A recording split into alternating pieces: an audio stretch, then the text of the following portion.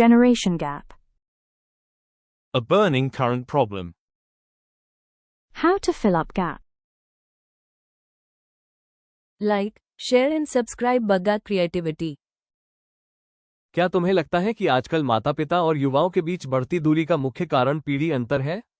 Do you think that the growing distance between parents and youngsters nowadays is mainly caused by the generation gap? निस्संदेह, पीढ़ी अंतर एक महत्वपूर्ण कारण है, क्योंकि अलग-अलग पीढ़ियां भिन्न सामाजिक, आर्थिक और तकनीकी परिवेश में पली बड़ी हैं. Certainly, the generation gap is an important factor because different generations have grown up in different social, economic and technological environments. पहले जीवन अपेक्षाकृत सरल था, जबकि आज की पीढ़ी डिजिटल क्रांति, सोशल मीडिया और कृत्रिम बुद्धिमत्ता के युग में जी रही है. Life was comparatively simpler earlier, whereas today's generation is living in the age of digital revolution, social media and artificial intelligence. बिल्कुल. इसलिए सोचने, सीखने, संवाद करने और निर्णय लेने के तरीकों में भी उल्लेखनीय परिवर्तन आया है. Absolutely. Therefore, there has also been a remarkable change in the ways of thinking, learning, communicating and making decisions. लेकिन क्या केवल तकनीकी परिवर्तन को पीढ़ी अंतर के लिए उत्तरदायी ठहराना उचित होगा? But would it be appropriate to hold technological change alone responsible for the generation gap? नहीं, इसके पीछे बदलती जीवन शैली, शिक्षा, आर्थिक स्वतंत्रता, व्यक्तिगत स्वतंत्रता और सामाजिक मूल्यों का परिवर्तन भी महत्वपूर्ण है. No, changing lifestyles, education, financial independence, personal freedom and changing social values are also significant factors. पुरानी पीढ़ी अनुशासन, परंपरा और सामूहिक जिम्मेदारी को अधिक महत्व देती है. The older generation gives greater importance to discipline, tradition and collective responsibility, जबकि नई पीढ़ी स्वतंत्र विचार, व्यक्तिगत पसंद, समानता और आत्मा अभिव्यक्ति को प्राथमिकता देती है. Whereas the younger generation prioritizes independent thinking, personal choice, equality and self-expression, यही वैचारिक अंतर कभी-कभी परिवार में अनावश्यक तनाव और मतभेद उत्पन्न कर देता है. This ideological difference sometimes creates unnecessary tension and disagreements within families, विशेषकर करियर, विवाह, पहनावे, मित्रता, खान-पान और सोशल मीडिया के उपयोग को लेकर विवाद अधिक दिखाई देते हैं. Disagreements are particularly visible regarding careers, marriage, clothing, friendships, food habits and the use of social media. मुझे लगता है कि कई माता-पिता अपनी अधूरी आकांक्षाएं बच्चों पर थोपने का प्रयास करते हैं. I think many parents try to impose their unfulfilled aspirations on their children. यह सही है. इससे बच्चों में मानसिक दबाव, असंतोष और कभी-कभी विद्रोही प्रवृत्ति भी उत्पन्न हो सकती है. That is true. This can create mental pressure, dissatisfaction and sometimes even rebellious tendencies among children. दूसरी ओर, कुछ युवा भी अपने माता-पिता के अनुभवों को पुराना और अप्रासंगिक समझकर उनकी सलाह को तुरंत खारिज कर देते हैं. On the other hand, some youngsters immediately reject their parents' advice, considering their experiences outdated and irrelevant. यही दृष्टिकोण समस्या को और जटिल बना देता है. अनुभव और आधुनिक ज्ञान एक दूसरे के विरोधी नहीं, बल्कि पूरक हो सकते हैं. This very attitude makes the problem more complicated. Experience and modern knowledge are not contradictory, they can complement each other. Bharat में ये समस्या विशेष रूप से महत्वपूर्ण है, क्योंकि यहाँ पारिवारिक संबंधों और परंपराओं को अत्यधिक महत्व दिया जाता है. This issue is particularly significant in India because family relationships and traditions are given great importance here. फिर भी शहरीकरण और वैश्वीकरण के कारण भारतीय परिवारों की संरचना तेजी से बदल रही है. Nevertheless, urbanization and globalization are rapidly changing the structure of Indian families. संयुक्त परिवारों के स्थान पर एकल परिवारों की संख्या बढ़ना भी इस परिवर्तन का एक प्रमुख संकेत है. The increasing number of nuclear families in place of joint families is also a major indication of this change. हाँ, और व्यस्त जीवन शैली के कारण परिवार के सदस्यों के पास एक दूसरे से संवाद करने के लिए पर्याप्त समय भी नहीं रहता. Yes, and due to busy lifestyles, family members often do not have enough time to communicate with one another. विडंबना यह है कि सोशल मीडिया ने संचार को आसान बनाया है, लेकिन पारिवारिक संवाद को कई बार कमजोर भी कर दिया है. Ironically, social media has made communication easier, but it has sometimes weakened family communication. लोग दूर बैठे व्यक्तियों से घंटों बातचीत करते हैं, लेकिन अपने घर में बैठे माता-पिता से कुछ मिनट भी बात करने में रुचि नहीं दिखाते. People talk for hours with those sitting far away, but sometimes show little interest in talking even for a few minutes with their parents at home. इसका प्रभाव केवल पारिवारिक संबंधों तक सीमित नहीं रहता. ये युवाओं के व्यक्तित्व और मानसिक संतुलन को भी प्रभावित कर सकता है.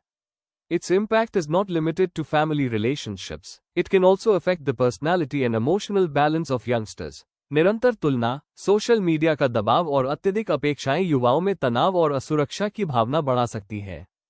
Constant comparison, social media pressure and excessive expectations can increase stress and insecurity among youngsters. क्या तुम्हारे विचार में पुरानी पीढ़ी को भी अपने दृष्टिकोण में परिवर्तन करना चाहिए? Do you think the older generation should also change its perspective?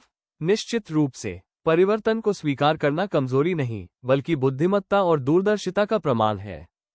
Certainly, accepting change is not a weakness, it is a sign of wisdom and foresight. उन्हें ये समझना होगा कि आज के बच्चों के सामने रोजगार और प्रतिस्पर्धा की परिस्थितियां पहले जैसी नहीं है. They need to understand that the employment and competitive environment faced by today's children is not the same as before. साथ ही युवाओं को भी यह समझना चाहिए कि माता पिता की चिंताएं प्रायः उनके अनुभवों और प्रेम से उत्पन्न होती हैं. At the same time, youngsters should understand that parents' concerns often arise from their experience and affection, अर्थात दोनों पीढ़ियों को एक दूसरे को बदलने के बजाय समझने का प्रयास करना चाहिए. In other words, both generations should try to understand each other rather than trying to change each other. बिल्कुल, सहानुभूति, धैर्य और खुले संवाद से पीढ़ी अंतर को काफी हद तक कम किया जा सकता है.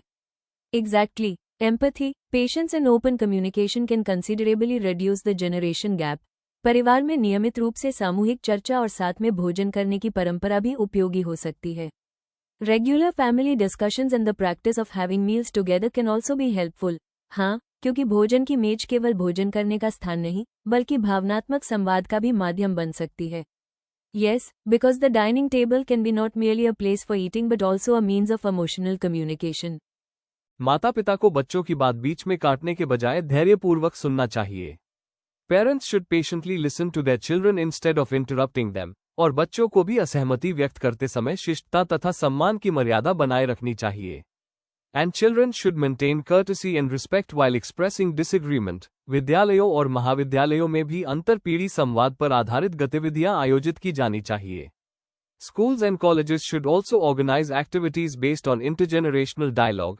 इससे युवा बुजुर्गों के अनुभवों को समझेंगे और बुजुर्ग युवाओं की आकांक्षाओं तथा चुनौतियों से परिचित होंगे. This will help youngsters understand the experiences of elders, while elders will become familiar with the aspirations and challenges of the young.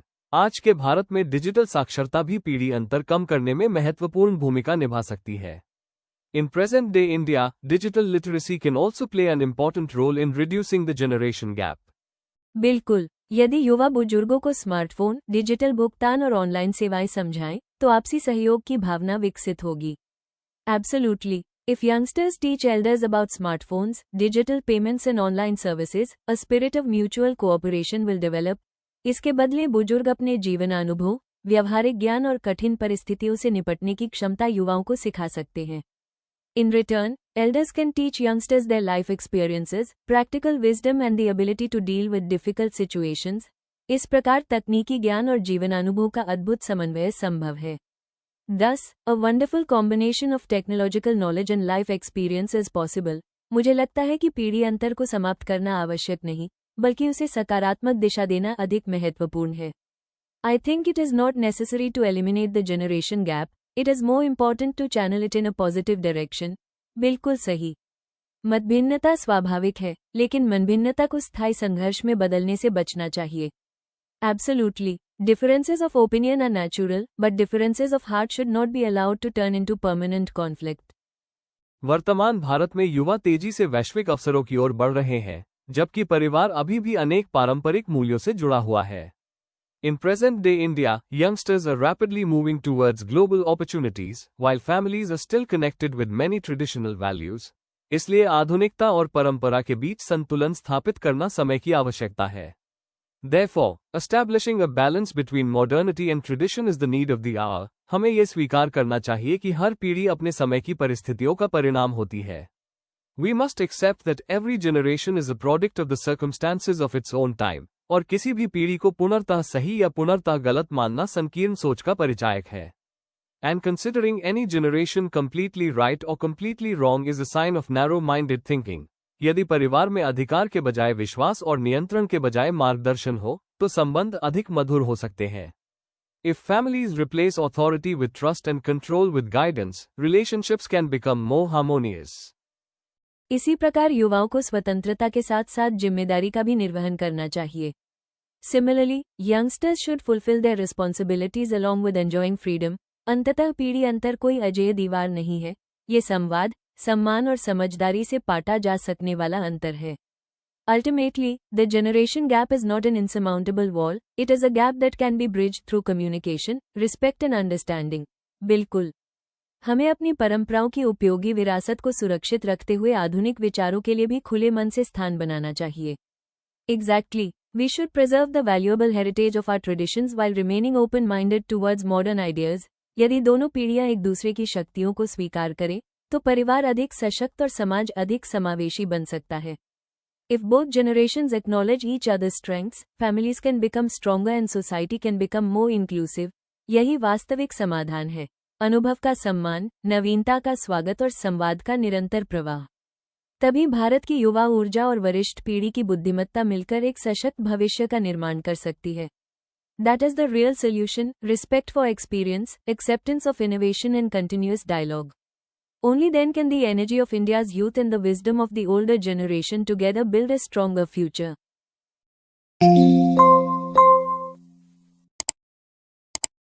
Like, share and subscribe Bagga Creativity.